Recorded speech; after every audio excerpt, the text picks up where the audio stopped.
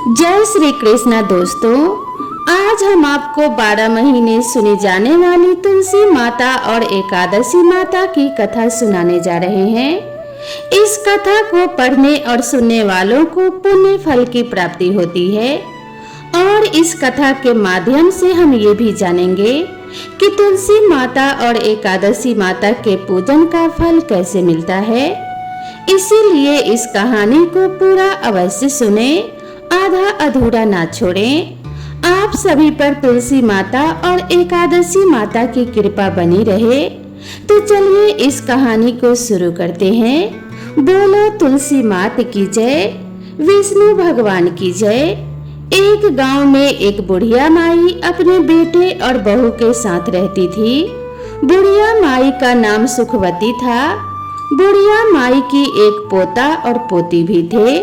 सुखवती के परिवार में सब हंसी खुशी रह रहे थे और उनका अच्छे से समय बीत रहा था, क्योंकि बुढ़िया माई बड़े ही नियम कर्म वाली थी और वह हमेशा एकादशी का व्रत रखती थी और तुलसी जी का नित्य पूजन करती थी। वह तुलसी जी को नित्य जल देती थी। वह सुबह उठती तालाब पर जाती, स्नान करती और तुलसी जी की पूजा करती थी। तुलसी जी को प्रणाम करती और तुलसी जी के नीचे दीपक जलाती थी। तुलसी जी की नियम से आरती करती थी। ऐसे ही बुढ़िया माई के दिन बीत रहे थे। सुखवती की जो सखियां थी वह भी सुखवती के पास बैठकर कथा कहानी सुनती थी और अपना ज्ञान बढ़ाती थी। एक बार की बात है, सुखवती अपनी सखियों के साथ बैठी हुई थी। उसकी हम उम्र सहेलियां भी बैठी हुई थी, जो कि संख्या में 7-8 थी। साढ़े शाम के समय आपस में बातें कर रही थी। तब उनमें से एक बुढ़िया माई से कहने लगी कि सुखवती सखी, हम सोच रहे हैं कि क्यों ना हम लोग द्वारिकाधीश चलें। द्वारिकाधीश की यात्रा करने का बड़ा मन हो रहा है। तो उनमें जितनी भी औरतें बैठी थी, जो कि सुखवती की सखी थी, सब कहने लगी, अरे यह तो बहुत अच्छी बात है। हमें अपने जीवन में द्वारिकाधीश के दर्शन जरूर करने चाहिए। इसीलिए चलो अब की बार हम सभी द्वारिकाधीश चलते हैं। जब सब सखियां पूछने लगी कि बुढ़िया माई तुम भी बताओ, क्या तुम द्वारिकाधीश चलोगी? उन सखियों में से कुछ कम उम्र की भी थी, जो बुढ़िया को माई कहकर बुलाती थी। बुढ़िया माई का द्वारिकाधीश की यात्रा करने का बड़ा मन था। इसीलिए बुढ़िया माई कहने लगी, सखियों, पहले मैं अपने बेटे से पूछूंगी और तब मैं आप लोगों को बताऊंगी। बुढ़िया माई घर पर आ गई। बुढ़िया माई का जो बेटा था वह अपनी नौकरी करता था। जब वह शाम को घर आया तो बुढ़िया माई के जो पोते पोतियां थे वे बुढ़िया माई के लिए खाना लेकर गए। तो बुढ़िया माई ने खाना खाने से इनकार कर दिया और कह दिया कि आज मेरा मन नहीं है। उधर जब बुढ़िया माई का बेटा खाना खाने लगा तो उसने अपने पत्नी से पूछा कि क्या मेरी माँ ने खाना खा लिया है। तब उसकी पत्नी कहने लगी, देखो जी, आपकी माँ ने आज खाना वापस भिजवा दिया और कहने लगी कि मेरा आज खाने का मन नहीं है। यह सुनते ही बुढ़िया माई का बेटा, जिसका नाम मुरली था, वह अपनी माँ के पास गया और जाकर कहने लगा कि माँ, क्या बात है, आज तुमने खाना क्यों नहीं खाया? तब बुढ़िया माई कहने लगी, बेटा, आज मेरा मन नहीं है। तब बेटा बोला, क्या माँ, आपकी कहीं तबीयत तो खराब नहीं है? अगर कोई परेशानी हो तो मुझे बताओ, मैं अभी वैद्य जी के पास आपको लेकर चलता हूँ। तब बुढ़िया माई कहने लगी कि नहीं बेटा, मुझे कोई परेशानी नहीं है, बस मेरा मन द्वारिकाधीश की यात्रा करने का कर रहा है। तब बेटा बोला, माँ खुलकर बताओ, बात क्या है? तब बुढ़िया माई ने शाम को हुई अपनी सखियों के बीच की सारी बातें अपने बेटे को बता दी कि बेटा, मेरी 8-10 सखियां द्वारिकाधीश की यात्रा पर जा रही हैं और मेरा भी बड़ा मन है कि मैं भी द्वारिकाधीश की यात्रा पर जाऊं। इतनी बात सुनकर बेटा बोला, माँ तो कोई बात नहीं, इसमें इतना सोचने की क्या बात है, मैं तुम्हारा यात्रा पर जाने का प्रबंध कर देता हूँ, तुम यात्रा पर चली जाओ। तो बुढ़िया माई बेटे के मुंह से यह बात सुनकर बड़ी खुश हो गई और वह अपने द्वारिकाधीश का ध्यान करने लगी और कहने लगी, बेटा पर एक मेरी चिंता और है। तब बेटा बोला, माँ बताओ क्या बात है। और माँ बोली, बेटा अगर मैं द्वारिकाधीश की यात्रा के लिए जाऊंगी तो कम से कम 4-5 दिन तो लग ही जाएंगे, और फिर उसके बाद मेरी आंगन में जो तुलसी रखी है उसे कौन सींचेगा, उसकी कौन पूजा पाठ करेगा और कौन उसकी आरती करेगा। तब बेटा बोला, माँ तुम बिल्कुल भी चिंता मत करो, वह सब तुम्हारी बहू कर लेगी, मैं उससे बोल दूंगा, वह तुम्हारी तुलसी जी की पूजा कर लेगी। अब बुढ़िया माई निश्चिंत हो गई और वह कहने लगी कि ठीक है बेटा। और अगली सुबह बुढ़िया माई द्वारिकाधीश जाने की तैयारी करने लगी। बुढ़िया का बेटा अपने पत्नी से बोला कि सुनो भाग्यवान, मेरी माँ द्वारिकाधीश की यात्रा पर जा रही है, इसीलिए मेरी माँ के लिए काजू बादाम के अच्छे से लड्डू बना दो ताकि रास्ते में मेरी माँ को कोई परेशानी न हो। जो बुढ़िया की बहू थी वह मन ही मन में सोचने लगी, मुझे तो एक दिन के लिए भी मायके जाने नहीं देते हैं, उनके काम बिगड़ते हैं। और अब देखो बुढ़िया माई आराम से 4-5 दिन की यात्रा के लिए जा रही है।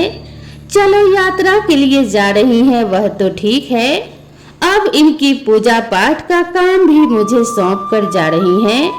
बुढ़िया की बहू कुछ कह तो नहीं पा रही थी, लेकिन उसने मन ही मन एक साजिश रची। उसने अपने पति से तो बोल दिया कि ठीक है, मैं माँ के लिए गोंदगिरी और बादाम काजू के लड्डू बना दूंगी और उन्हें एक डब्बे में भर कर माँ जी को दे दूंगी। बेटा तो सुबह नौकरी पर चला गया और जो बुढ़िया की बहू थी उसने क्या किया कि जो तुलसी का गमला बुढ़िया माई के आंगन में लगा हुआ था उसमें से उसने तुलसी जी को जड़ से उखाड़ लिया और जड़ सहित उसे एक पीतल के डब्बे में भर दिया और अपनी सासू माँ को थैले में रख कर दे दिया और बोली, ये लो माँ जी, इसमें गोंदगिरी के काजू बादाम के लड्डू हैं, आप इन्हें रास्ते में खा लेना। और बुढ़िया माई अपने बेटा बहू को आशीष देती हुई अपनी तीर्थ यात्रा के लिए चलते समय अपने बहू से बोली, बेटी मेरी तुलसी जी का ध्यान रखना। बहू बोली कि ठीक है माँ जी, आप बेफिक्र होकर जाइए। अब बुढ़िया माई ने तो आशीर्वादों की झड़ी लगा दी। वह कहने लगी, बहू ने तो मुझे काजू बादाम के लड्डू बनाकर दिए हैं। वह कहने लगी, दूधो नहाओ पूतो फलो, लाखों में बैठो करोड़ों में उठो, दिन दूनी रात चौगुनी तरक्की करो। उसके मुंह से तो आशीष फूट रहे थे और सौभाग्यवती रहो, मेरे बेटे का अच्छा काम चले। अब वह तरह तरह के आशीर्वाद देती हुई बुढ़िया माई अपने सखियों के साथ जा मिली। अब सारी सखियां और बुढ़िया माई द्वारिकाधीश की पैदल यात्रा कर रही थी। यात्रा करते करते उन्हें शाम हो गई। शाम के समय जब वह थक गई तो एक जगह उन्होंने देखा, वहां पर बैठकर वह विश्राम करने लगी और अपना खाने पीने के लिए जो सामान लाई थी सब निकाल कर खाने लगी। तब बुढ़िया माई ने अपना डब्बा खोल कर देखा तो उसमें घी से बने काजू बादाम के लड्डू भरे हुए थे। बुढ़िया माई ने आधा लड्डू खुद खाया और आधा लड्डू सब सखियों में भी बांट दिया और भगवान का भोग भी मन ही मन लगा दिया। अब सब सखियां कहने लगी, अरे सुखिया, क्योंकि उसका नाम सुखवती था तो सब सुखिया भी कहते थे, अरे तुम्हारी बहू तो बड़ी अच्छी है, देखो तुम्हारी बहू कितना तुम्हारा ख्याल रखती है। तुम्हारी बहू ने तुम्हारे लिए घी के लड्डू बना कर दिए हैं और तुलसी माता को याद कर रही थी। चलते चलते अब वह सारी सखियां द्वारिकाधीश पहुंच गई। तो जब वहां पहुंची तो शाम का समय हो रहा था। शाम का समय था, वहां पर बहुत लंबी भीड़ लगी हुई थी। द्वारिकाधीश के मंदिर के आगे लंबी लाइन लगी हुई थी।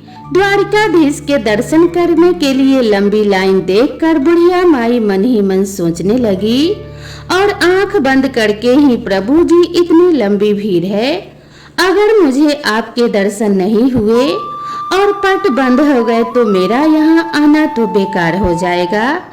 तभी बुढ़िया माई द्वारिकाधीश से मन ही मन प्रार्थना कर रही थी कि हे प्रभु, एक बार जीवन में मुझे दर्शन दे दो। मैं बड़ी दूर से आपके दर्शन के लिए पैदल चलकर आई हूँ। हे प्रभु, आपके दर्शनों की प्यासी हूँ। अब बुढ़िया माई की आंख खुली तो देखा, उसने एकदम से चमत्कार हो गया। वह तो लाइन में सबसे आगे खड़ी थी और द्वारिकाधीश जी सामने थे। बुढ़िया माई की तो हैरानी का ठिकाना नहीं रहा। कहाँ तो वह सबसे पीछे थी और कहाँ वह लाइन में सबसे आगे आ गई। पंडित जी सबका प्रसाद चढ़ा रहे थे। बुढ़िया ने अपना डब्बा खोलकर देखा तो उसमें एक लड्डू और एक तुलसी जी की पत्ती रखी हुई थी। अब बुढ़िया माई वही लड्डू और तुलसी जी की पत्ती द्वारिकाधीश को चढ़ाने के लिए, यानी कि भोग लगाने के लिए पुजारी जी को दे देती है। फिर मन ही मन बुढ़िया माई सोचने लगी कि हे प्रभु, यहाँ तो एक से एक अमीर सेठ आए हुए हैं, महंगी से महंगी मिठाइयाँ लाए हुए हैं, लेकिन मेरी मिठाई का कहाँ नंबर आएगा जो द्वारिकाधीश मेरी मिठाई का भोग लगाएंगे। मन में भगवान को याद कर रही थी कि हे प्रभु, मेरे भी लड्डू का भोग लगाओ और मुझे निहाल करो। बुढ़िया माई ने जब आंखें खोली तो उसकी आंखें आश्चर्य से फैल गई। यह द्वारिकाधीश के हाथ में जो लड्डू था वह वही लड्डू था जो बुढ़िया माई ने भोग लगाने के लिए दिया था, और वही तुलसी की पत्ती थी जो ठाकुर जी के हाथ में थी। अब तो वो बुढ़िया माई बड़ी प्रसन्न हुई। वह तो गदगद हो गई कि प्रभु ने मेरा भोग स्वीकार कर लिया। तभी जो द्वारिकाधीश जी के पुजारी जी थे वह सबको प्रसाद दे रहे थे, तो उसने बुढ़िया माई को भी प्रसाद दिया। बुढ़िया माई ने वह प्रसाद अपने पल्लू में ले लिया और हाथ जोड़ लिए। फिर वे प्रसाद को लेकर सोचने लगी, यह प्रसाद मैं घर लेकर जाऊंगी, अपने बहू बेटे और पोते पोतियों के साथ मिलकर इसका भोग लगाएंगे और सब इस प्रसाद को ग्रहण करेंगे, क्योंकि यह द्वारिकाधीश का आशीर्वाद है। यह सोचकर उसने उस पीतल के डब्बे में जो भोग था, जो पुजारी जी ने प्रसाद दिया था, उस प्रसाद को बुढ़िया माई ने उस डब्बे में रख लिया और बाहर आ गई। बाहर आई तो काफी देर तक अपनी सखियों का इंतजार करने लगी। जो काफी देर बाद उसकी सखियां आई तो कहने लगी, अरे बड़ी घबराहट हो रही है, बड़ी भीड़ थी, हमें तो सही से दर्शन भी नहीं हुए द्वारिकाधीश के। इतना चलकर आए हैं, इतनी धक्का मुक्की है, लेकिन हमें वहां दर्शन ही नहीं हुए। कोई कहती, अरे मुझे तो थोड़ा थोड़ा सा दर्शन हुआ है, बड़ी भारी भीड़ है। सब अपनी अपनी परेशानियां गिना रहे थे और बुढ़िया माई मन ही मन मुस्कुरा रही थी। वह कहने लगी कि मुझे तो द्वारिकाधीश के बहुत अच्छे से दर्शन हुए हैं और मेरा तो भगवान ने प्रसाद भी ग्रहण किया है। इस तरीके से अब सारी सखियां अपने द्वारिकाधीश की यात्रा करके अपने गांव के लिए वापस जल्दी घर पहुंचने पर बुढ़िया माई ने अपने बेटे बहू को आवाज लगाई। बेटा अंदर से आया और माँ के पैर छुए। बेटा को माँ ने बहुत ही आशीर्वादों की झड़ी लगा दी। जुग जुग जियो मेरे लाल, मेरी यात्रा बड़ी सफल रही। फिर कहने लगी, अरे बेटा बहू दिखाई नहीं दे रही है, क्योंकि बेटा हाथ में पानी का गिलास लेकर खड़ा था कि लो माँ पानी पियो और आराम से बैठ जाओ। पानी का गिलास जब बेटा लेकर खड़ा था तो बुढ़िया माई पूछने लगी, बेटा बहू कहाँ गई है? तब बेटा बोला, माँ मैंने उसे घर से निकाल दिया। माँ कहने लगी, बेटा यह तूने क्या अनर्थ कर दिया मेरे जाने के बाद। मैं जो 4-5 दिन की यात्रा पड़ गई और तूने पीछे से बहू को घर से निकाल दिया। ऐसा क्या हुआ था जो तूने मेरी बहू को घर से ही निकाल दिया? मेरी बहू तो बड़ी गुणी है। तब वह बेटा कहने लगा, माँ जो तेरी बहू है उसने तेरे साथ बड़ा छल किया है।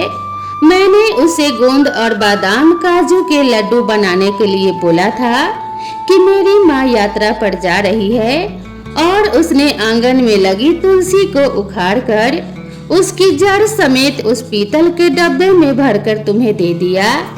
अब बुढ़िया माई कहने लगी, अरे बेटा मैंने तो डब्बा खोलकर देखा था, उसमें तो काजू बादाम के ही लड्डू थे, और मैं खाई भी और अपने सखियों को भी खिलाई।